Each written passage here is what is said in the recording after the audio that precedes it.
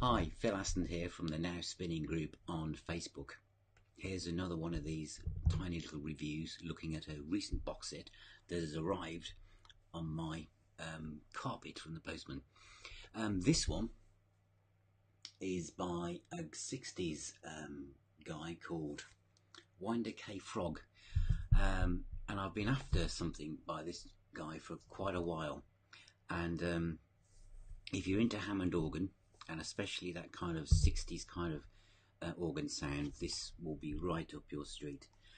I think in the late 60s, every band had a Hammond organ player, and some of those guys, John Lord, Ken Hensley, etc., went off to become superstars. And you know, there was so much of the progressive and rock bands from that time had this kind of keyboard sound, but there was also another kind of almost like northern soul keyboard sound, Hammond sound, the Booker T and the MGs, etc. And this is where kind of Wynder probably came from. Some of it now sounds quite old, quite cheesy, very, very 1960s. So let's have a quick look inside the box. I'm just going to change the camera angle here. So this is it, typical now of what a lot of these box sets are. Nice glossy finish, clamshell box itself, and inside you get the 3 albums. The first one was called Sunshine Super Frog. Now each one of these albums comes with tons of bonus tracks.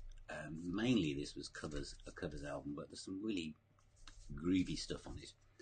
Probably the most famous one is this one, Out of the Frying Pan, which was on the Pink Island label when it came out in 1969. And there's the man himself. And this also has some bonus tracks on.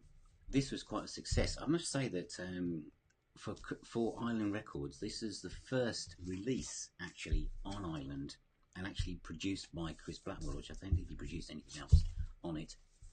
So I think this is the original kind of, there it is, the disc.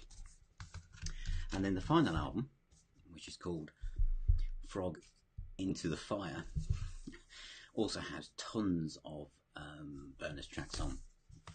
Luckily, it also comes with an extensive booklet, which has some fantastic information on this guy, Michael Weaver, who changed his name to Wynder Frog for reasons which can be found in the booklet. There's lots of memorabilia in here. For us kind of train spotters in the rock world, or vinyl world, or CD, or whatever, when you look at it, it's got all the kind of stuff that you'd like to see. So you can see the kind of original stuff there. But I think that what I really like about this, it goes into absolute depth. It's actually, they've tracked down the guy himself, and he talks exclusively about what it was like back then in the 60s. Some of you may know and be aware of this band. From those of you out there who own, you can all join in, where there's a track from the second album in there. Lots of information, and also a bit on the back about what else you can buy from this label. So this is the RPM label, which also did a fantastic box set on the Artwoods featuring John Lord, obviously a fine Hammond player.